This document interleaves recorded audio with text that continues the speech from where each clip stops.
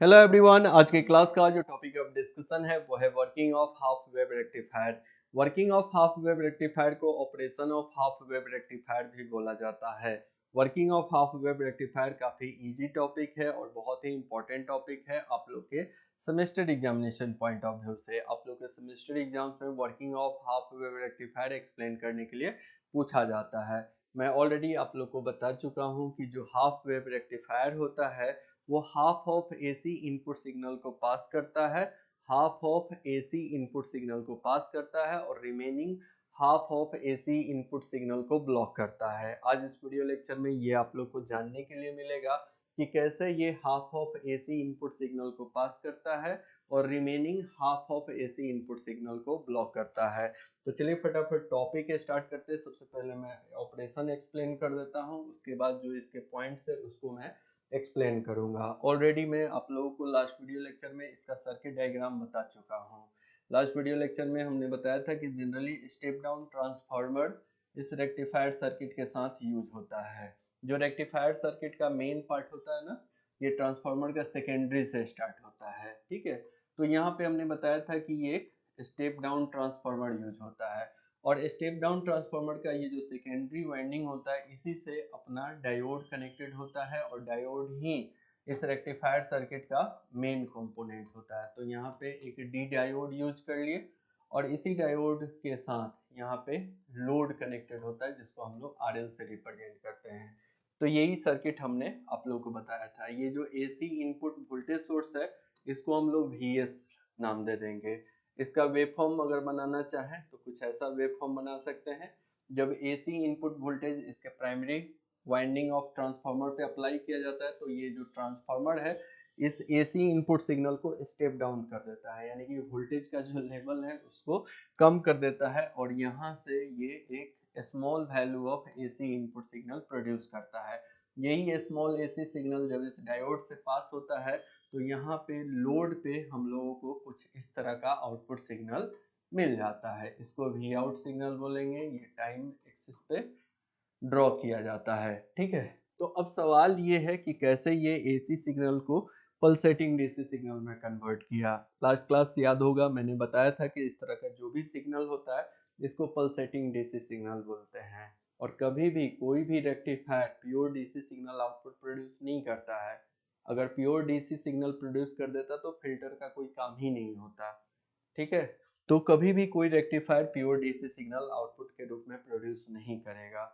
ये बात ठीक है कि रेक्टिफायर का जो इनपुट सिग्नल होता है वो एसी सिग्नल होता है और आउटपुट सिग्नल डीसी सिग्नल होता है, लेकिन प्योर डीसी सिग्नल नहीं होता है, पल्सेटिंग डीसी सिग्नल होता है। बार बार मैं पल्सेटिंग पल्सेटिंग वर्ड बोलते रहता हूँ इसलिए क्योंकि आप लोग को याद हो जाए। ठीक है, चलिए अब यही हम लोग को देखना है कि कैसे ये सिर्फ पॉजिटिव हाफ को पास किया और निगेटिव हाफ को ब्लॉक किया। यहाँ पे देखोगे जो आउटपुट है इसमें सिर्फ पॉजिटिव हाफ प्रेजेंट है इनपुट सिग्नल का और निगेटिव हाफ यहाँ पे नहीं है। फिर अगला पॉजिटिव हाफ यहाँ पे प्रेजेंट है और निगेटिव हाफ गायब है।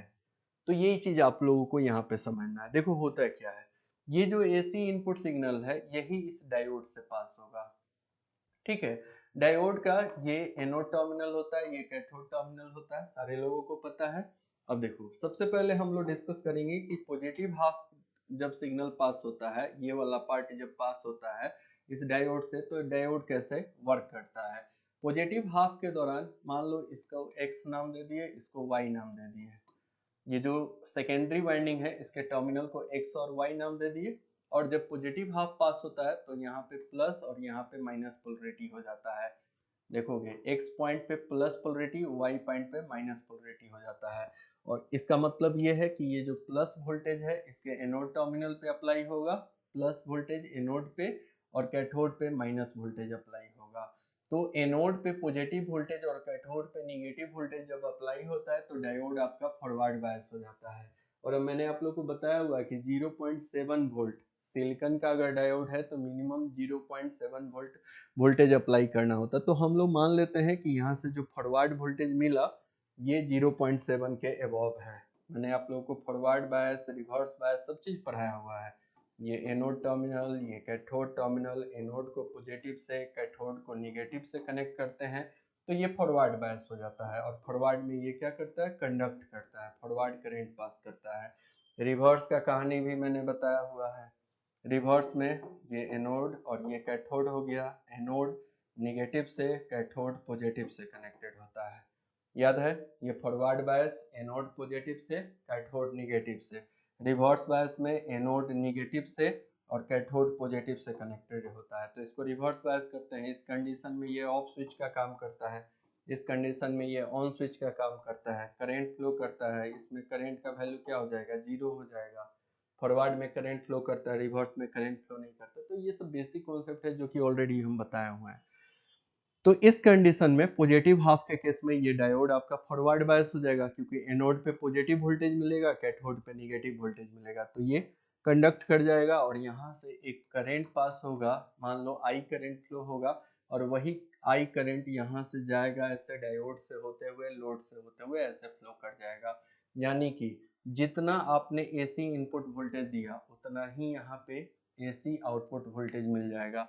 जितना इनपुट वोल्टेज का वीएम का वैल्यू होगा, मैक्सिमम वोल्टेज मान लो इसका, ये peak value AC input voltage का 10 वोल्ट जा रहा है, तो आउटपुट का भी पिक वैल्यू 10 वोल्ट ही जाएगा। सेम वेवफॉर्म समझ लो ना, जैसा इनपुट का वेवफॉर्म है वही सेम वेवफॉर्म आउटपुट का भी मिल जाएगा, क्योंकि डायोड फॉरवर्ड के केस में हम लोग मान के चलते हैं कोई वोल्टेज ड्रॉप नहीं किया करता है। तो जितना एसी इनपुट वोल्टेज हम लोग दिए, जितना एसी इनपुट वोल्टेज हम लोग भेजे, उतना ही लोड पे मिल जाएगा। 10 वोल्ट का एसी वोल्टेज भेजे तो 10 वोल्ट का आउटपुट पे वोल्टेज मिल जाएगा। ये पॉजिटिव हाफ के केस में। पॉजिटिव हाफ जो रहता है वो 0 से पाई पीरियड तक रहता है, और पाई से 2 पाई पीरियड में ये क्या हो जाता है, निगेटिव स्टार्ट हो जाता है। क्या स्टार्ट हो जाता है इसका, निगेटिव पीरियड स्टार्ट हो जाता है। ठीक है, अब देखो निगेटिव का एक अलग ही कहानी है। निगेटिव जैसा ही होगा तो यहाँ का टर्मिनल का पोलरिटी चेंज हो जाएगा, यहाँ पे माइनस आ जाएगा, यहाँ पे प्लस आ जाएगा। ठीक है, पोलरिटी क्या हो जाता है, चेंज होता है। यानी कि एसी सिग्नल के केस में टर्मिनल का पोलरिटी ऑटोमेटिक चेंज होता है। पॉजिटिव हाफ के केस में यहाँ पे प्लस और यहाँ पे माइनस था, टॉप में प्लस था और बॉटम में माइनस था। निगेटिव हाफ साइकिल में क्या हो गया, टॉप पे माइनस और यहाँ पे प्लस हो गया। यानी कि एनोड पे निगेटिव वोल्टेज अप्लाई होगा। देखोगे डायोड का ये एनोड टर्मिनल है, इस पे अब रेड वाला देखना है, निगेटिव वोल्टेज अप्लाई हो रहा है और यहाँ पे कैथोड पे पॉजिटिव वोल्टेज। एनोड पे निगेटिव और कैथोड पे पॉजिटिव, तो ये आपका डायोड क्या हो जाएगा, रिवर्स बायस हो जाएगा। यानी कि निगेटिव हाफ साइकिल के केस में ये डायोड रिवर्स बायस हो जाएगा, और रिवर्स के केस में ये एक ऑफ स्विच का काम करता है। जब ये ऑफ स्विच का काम करेगा तो इससे कोई करंट फ्लो नहीं होगा। करंट ऐसे फ्लो करना चाहेगा बट करंट फ्लो नहीं होगा, यानी कि लोड से कोई भी करंट फ्लो नहीं करेगा। जिसके कारण क्या होगा, जब करंट यहाँ से लोड से फ्लो ही नहीं करेगा तो आउटपुट वोल्टेज क्या होगा, यहाँ का वी आउट का वैल्यू क्या हो जाएगा, 0 हो जाएगा।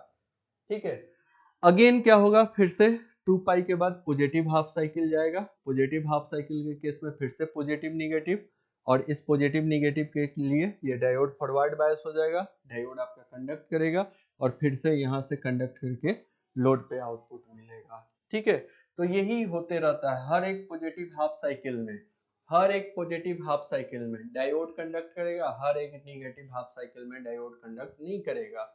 तो जब जब डायोड यहाँ पे कंडक्ट करेगा पॉजिटिव हाफ साइकिल के केस में, आउटपुट वोल्टेज हम लोग को मिलेगा, और निगेटिव हाफ साइकिल के केस में ये डायोड कंडक्ट नहीं करेगा, यानी कि ऑफ स्विच का काम करेगा, तो हमारा आउटपुट वोल्टेज का वैल्यू 0। फिर अगेन पॉजिटिव हाफ साइकिल आएगा, आउटपुट मिलेगा, फिर निगेटिव हाफ साइकिल मिलेगा, आउटपुट नहीं मिलेगा।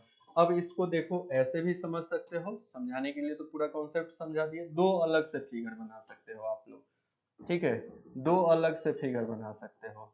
देखो पहला ये फिगर ये ऐसे बना लो, वही सेम ही चीज समझने के लिए।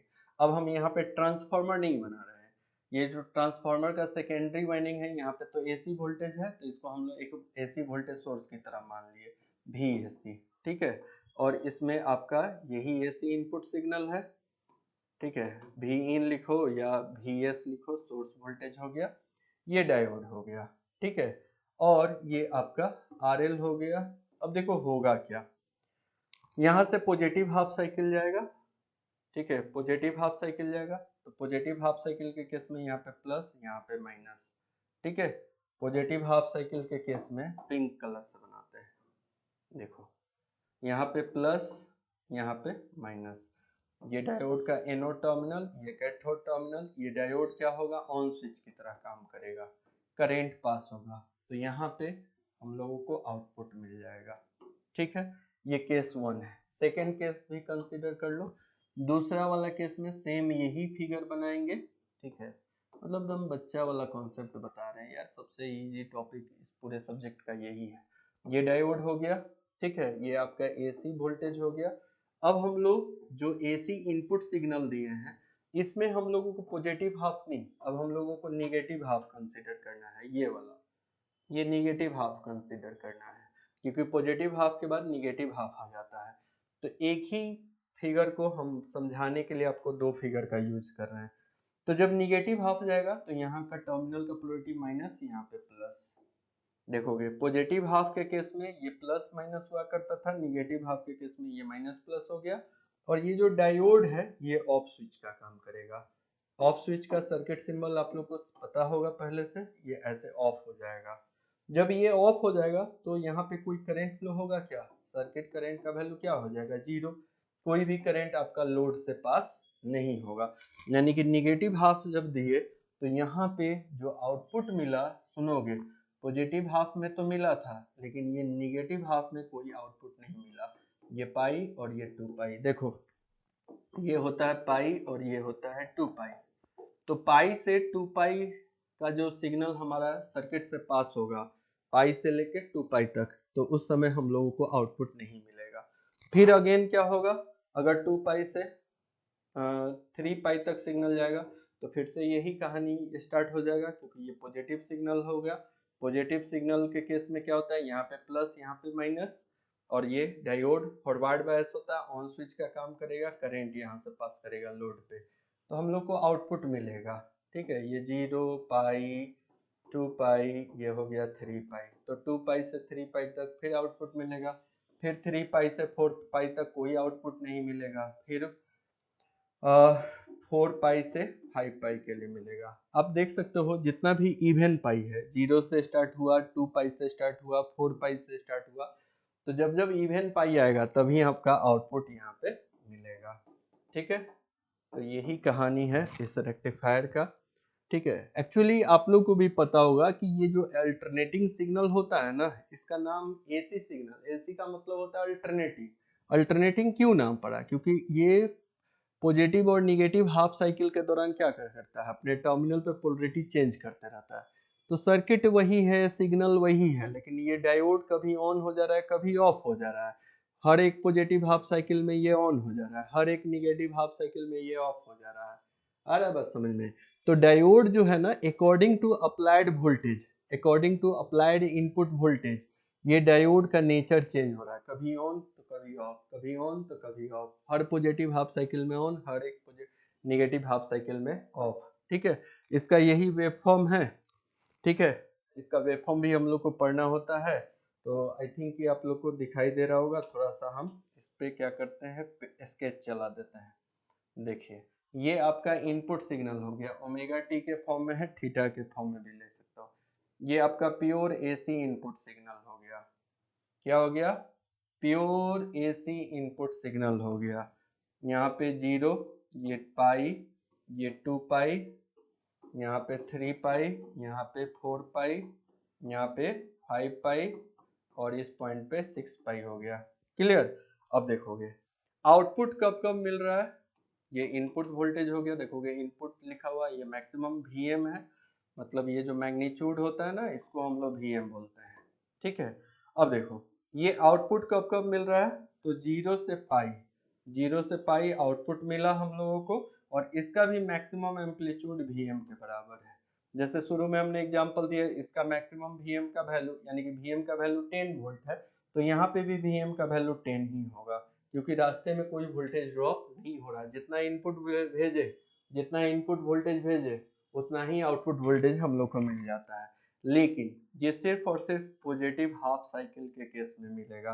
देखो निगेटिव हाफ साइकिल स्टार्ट हो रहा है पाई से लेके 2 पाई तक, तो पाई से लेकर 2 पाई तक निगेटिव हाफ साइकिल में कोई आउटपुट नहीं है।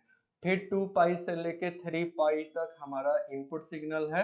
तो देखो 2 पाई से लेके 3 पाई तक हम लोग को आउटपुट भी मिला।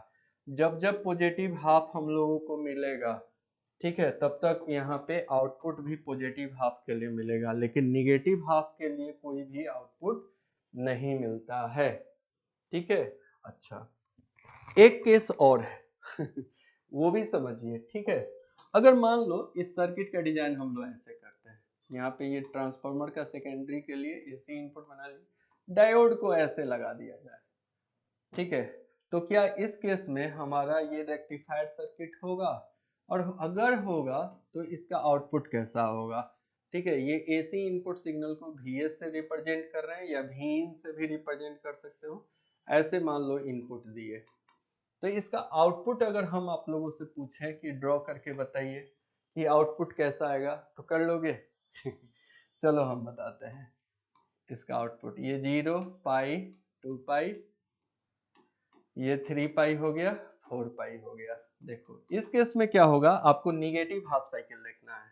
0 पाई 2 पाई, इस पॉइंट पे 2 पाई होगा, यहाँ पे 3 पाई होगा, इस पॉइंट पे 4 पाई होगा। 0 पाई 2 पाई 3 पाई 4 पाई। अब क्या होगा कि पॉजिटिव हाफ साइकिल के केस में आउटपुट नहीं आएगा। 0 से पाई पॉजिटिव हाफ साइकिल है इनपुट का, तो यहाँ पे आउटपुट में 0 से पाई आउटपुट नहीं आएगा। लेकिन वही पाई से 2 पाई निगेटिव हाफ इनपुट है, यहाँ पे आ जाएगा आउटपुट। ठीक है, फिर पॉजिटिव हाफ के लिए आउटपुट नहीं आएगा, निगेटिव हाफ के लिए आएगा। ये भी सही है ये भी पल्सेटिंग डीसी सिग्नल है। ऐसा भी हाफ वेव रेक्टिफायर सर्किट का डिजाइन किया जा सकता है।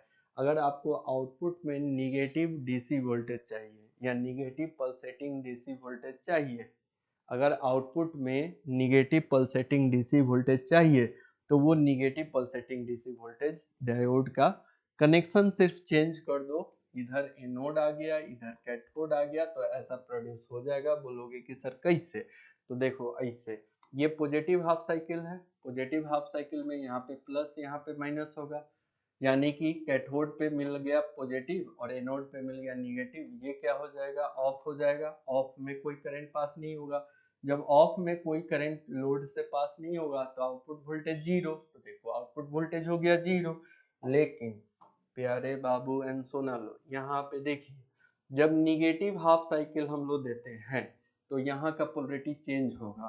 ठीक है, पहले प्लस माइनस हुआ करता था, अब माइनस प्लस होगा। अब यहाँ पे कैथोड पे मिला निगेटिव वोल्टेज और इधर एनोड पे मिला पॉजिटिव वोल्टेज। एनोड पे पॉजिटिव कैथोड पे निगेटिव, ये डायोड क्या हो जाएगा, ऑन हो जाएगा।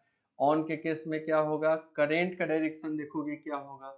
सर्किट में करंट जो होता है हमेशा प्लस से माइनस की तरफ, तो प्लस पोलरिटी यहाँ पे है, माइनस पोलरिटी यहाँ पे है, तो करंट इस सर्किट में ऐसे फ्लो होगा, लोड पे बॉटम टू टॉप होगा, तो ऑब्वियसली आउटपुट जो वोल्टेज आएगा यही आएगा। आप बस इतना समझो ना कि जैसा निगेटिव हाफ सिग्नल है और जिस टाइम पीरियड में मिल रहा है उसी टाइम पीरियड में निगेटिव आउटपुट वोल्टेज भी मिलेगा, वो भी सेम वैल्यू का। जितना वैल्यू का इसका निगेटिव हाफ इनपुट सिग्नल है, उतने ही वैल्यू का इसका भी निगेटिव हाफ आउटपुट सिग्नल मिलेगा। ठीक है बहुत आसान है, बहुत आसान। इससे आसान अब क्या खोज रहे हो? हलवा। ठीक है, हलवा समझते हो, खाए हो सूजी का आटा का। ठीक है, अब बोलोगे नहीं सर बेसन का, तो फैशन में आजकल लोग बेसन का भी खा रहे हैं। जो भी हलवा है, सब हलवा काफ़ी मुलायम काफ़ी सॉफ्ट है, बहुत आसान होता है खाने में। वैसे ही ये भी बहुत आसान है, दोनों तरह का सर्किट पॉसिबल है।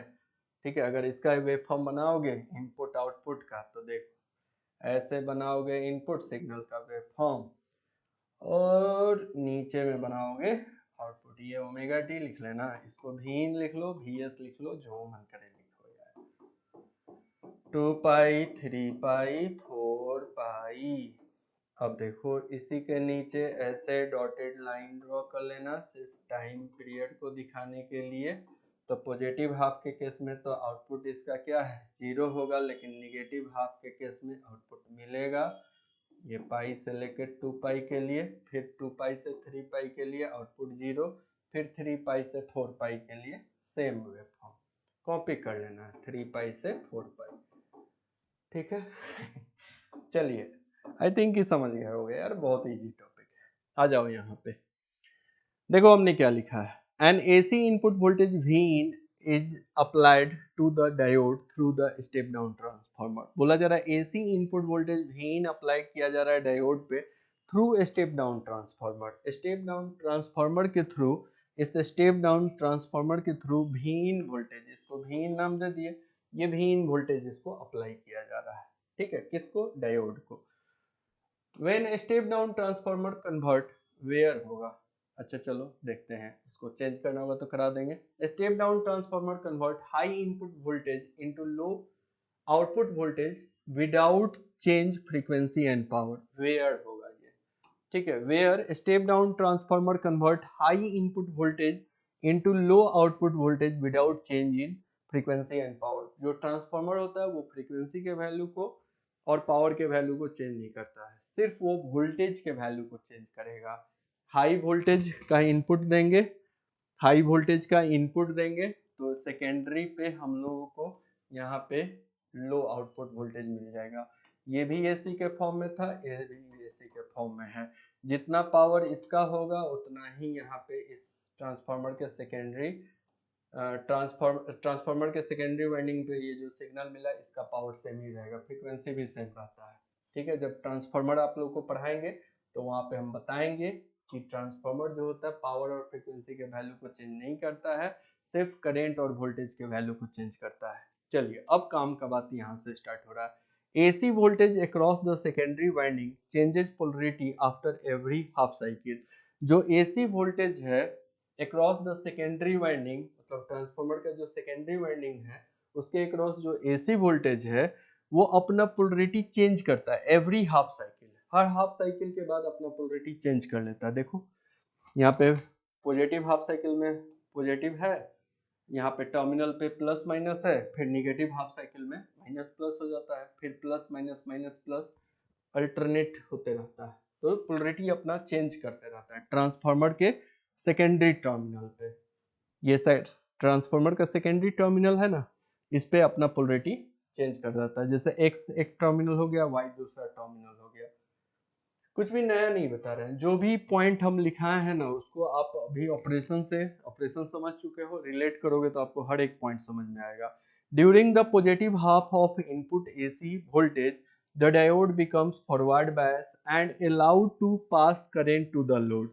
बोला जा रहा है कि during the positive half cycle of AC input voltage, positive half cycle के केस के लिए बताया जा रहा है, diode becomes forward bias, diode आपका फॉरवर्ड बायस होगा और करंट को अलाउ करेगा लोड पे पास होने के लिए। ठीक है, during the negative half cycle of AC input AC sorry during the negative half cycle of input AC voltage the diode becomes reverse bias and do not allow to pass current to the load.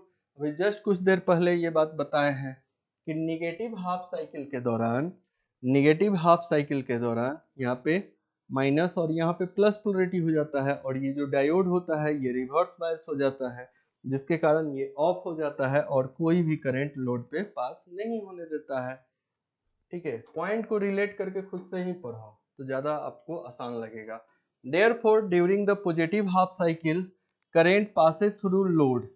देखो therefore मतलब इसलिए, during the positive half cycle current passes through load, सिर्फ positive half cycle में current load से पास होगा and A output voltage is obtained, और इसके कारण लोड के क्रॉस आउटपुट वोल्टेज हम लोग को मिलेगा। During but during the negative half cycle current do not passes through the load and the zero voltage is obtained. लेकिन नेगेटिव हाफ साइकिल के दौरान करंट पास नहीं होता है लोड से, जिसके कारण हम लोग को जीरो वोल्टेज मिलेगा। निगेटिव हाफ साइकिल के केस में कोई भी करंट लोड से पास नहीं होगा, जिसके कारण लोड के क्रॉस वोल्टेज हम लोग को जीरो मिलेगा। तो निगेटिव हाफ साइकिल में जीरो आउटपुट वोल्टेज मिलता है। In this way for each positive half cycle output voltage is obtained across the load and for each negative half cycle voltage is zero. इस प्रकार से हर एक positive half cycle के दौरान, हर एक पॉजिटिव हाफ साइकिल के दौरान हम लोग को लोड के क्रॉस आउटपुट वोल्टेज मिलेगा और हर एक नेगेटिव हाफ साइकिल के दौरान हम लोग को आउटपुट वोल्टेज का वैल्यू जीरो मिल जाता है। It it may noted that output across the load is pulsating DC. और इस प्रकार से जो आउटपुट होता है वो हमारा पल्सेटिंग डीसी होता है। आया समझ में? ऐसे भी देखो ना यार, तुम्हारा जो पॉजिटिव हाफ साइकिल है तभी ये करंट आई फ्लो हो रहा है, और आर एल और आई मिलके यहाँ पे आउटपुट प्रोड्यूस करेगा, क्योंकि वी आउट का वैल्यू क्या होगा, आई इंटू आर एल होगा। तो करेंट यहाँ से लोड पे फ्लो होना चाहिए तभी आउटपुट मिलेगा, और करेंट तब फ्लो होगा जब ये डायोड आपका कंडक्ट करेगा, और करेंट जब डायोड जब कंडक्ट करेगा तो करंट पास करेगा, और ये आई करंट जब आर एल से पास होगा तो आई और आर एल दोनों मल्टीप्लाई होके आउटपुट वोल्टेज प्रोड्यूस करेगा। अच्छा, नेगेटिव हाफ साइकिल के केस में करंट का वैल्यू 0 है, तो यहाँ पे वी आउट का वैल्यू भी हम लोग को क्या मिल जा रहा है, 0। क्यों भाई? क्योंकि वी नॉट इक्वल टू क्या होगा, आई इंटू आर एल, फॉर्मूला तो सेम है। करंट का वैल्यू 0, आर एल तो अपना रहेगा, लेकिन 0 इंटू आर एल क्या हो जाएगा, 0 वोल्ट हो जाएगा। तो ऐसे भी समझा जा सकता है।